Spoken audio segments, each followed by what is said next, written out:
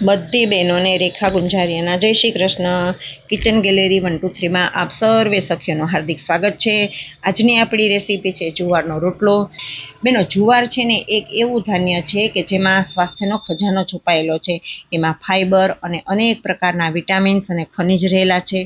રોજિંદા જીવનમાં જુવારને જો આપણે સ્થાન આપીએ ને તો એનાથી વજનને પણ નિયંત્રિત કરી શકાય છે, કોલેસ્ટ્રોલ અને ડાયાબિટીસને પણ નિયંત્રિત કરી શકાય છે. તો ચાલો શરૂ કરીએ આજની આપણે રેસીપી. રોટલો બનાવવા માટે એક થાળીની અંદર કે એક લોયાની અંદર કે એક કાથરોટની અંદર જુવારનો લોટ લેવાનો છે. એમાં થોડુંક નિમક નાખવાનું છે, પછી પાણી નાખતું જવાનું છે અને હલાવતું જવાનું છે, હાથેથી મસળતું જવાનું છે. પહેલાં લોટને ભેગું કરવાનો છે. જરૂર જણાય એ મુજબ ફરીથી મેં પાણી નાખ્યું અને જો ફરીથી મેં લોટને પહેલાં ભેગો કરી લીધો છે, એટલે કે લોટ આપણે જે બાંધતા હોઈએ ને એવી પ્રોસેસ કરી અને હવે લોટને મસળવાનું ચાલુ કર્યું.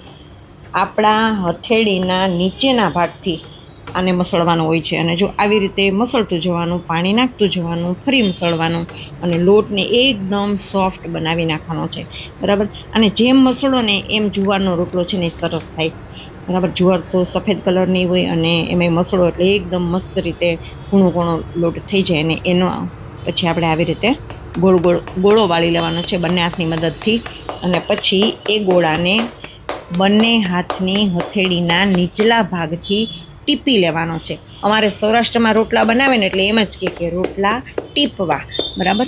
એટલે બંને હાથની હથેળીથી આવી રીતે દબાવતું જવાનું, પ્રેસ કરતું જવાનું, રોટલાને ફેરવતો જવાનો છે અને એ રીતે મસ્ત રીતે રોટલો થઈ જાય.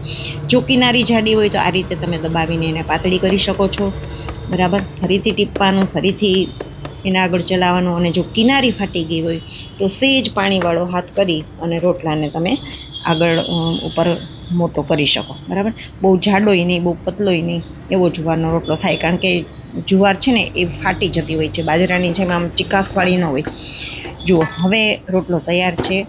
મેં તાવડી ગરમ કરવા મૂકી જ હતી, એની અંદર મેં રોટલો નાખી દીધો છે.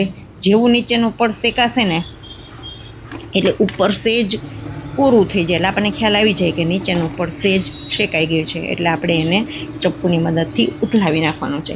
હવે નીચેનું એટલે કે બીજા નંબરનું પડ પણ શેકાવા આવ્યું છે કે નહીં એ જોયું, તો બીજું પડ પણ શેકાઈ ગયું છે એટલે મેં રોટલાને ઊંધો કરી નાખ્યો છે. ગેસની ફ્લેમ આપણે ફૂલ જ રાખી છે અને જુઓ તમે, હવે આ રોટલામાં ઓટોમેટિક હવા ભરાશે અને રોટલો છે એ ફૂલશે. જો કેટલો સરસ કડક અને બળેલો પણ નથી અને એકદમ સરસ એનું પડ એટલું સરસ રીતે ચડી ગયું છે.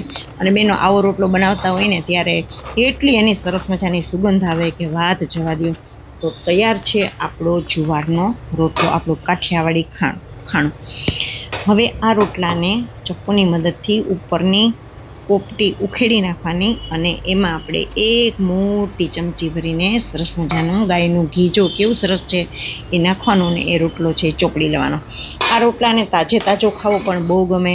તમે રીંગણા બટેટાનું શાક બનાવ્યું હોય રસાવાળું, ભેગી લસણની ચટણી હોય અને આવો ગરમા ગરમ જુવારનો રોટલો હોય તો વાહ, શું કાઠિયાવાડી આ મેનુ છે.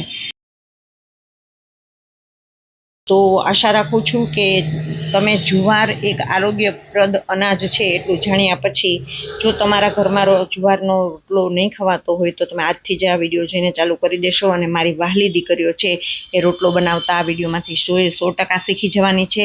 એટલું જ નહીં પણ જુવારનો રોટલો ખાવાનું પણ એને ટેવ પડવાની છે, એટલે મને ચોક્કસ અને સંપૂર્ણ આશા છે. તો ચાલો મળીએ નવી રેસીપી સાથે, નવા વિડીયો સાથે. ત્યાં સુધી સૌને મારા જય શ્રી કૃષ્ણ.